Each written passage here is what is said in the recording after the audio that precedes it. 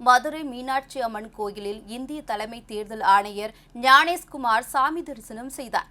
உலக பிரசித்தி பெற்ற மதுரை மீனாட்சி அம்மன் கோவிலுக்கு 26வது இந்திய தலைமை தேர்தல் ஆணையர் ஞானேஷ்குமார் தனது குடும்பத்தினருடன் சாமி தரிசனம் செய்வதற்கு மதுரைக்கு வந்தார். மீனாட்சி அம்மன் கோவிலுக்கு குடும்பத்துடன் வந்த அவருக்கு கோவில் நிர்வாகம் சார்பாக மரியாதை அளிக்கப்பட்டது. தொடர்ந்து கோவிலில் மீனாட்சி அம்மன் சன்னதி மற்றும் சுந்தரேஸ்வரர் சன்னதிக்கு சென்று அவர்கள் சிறப்பு வழிபாடு செய்தனர்.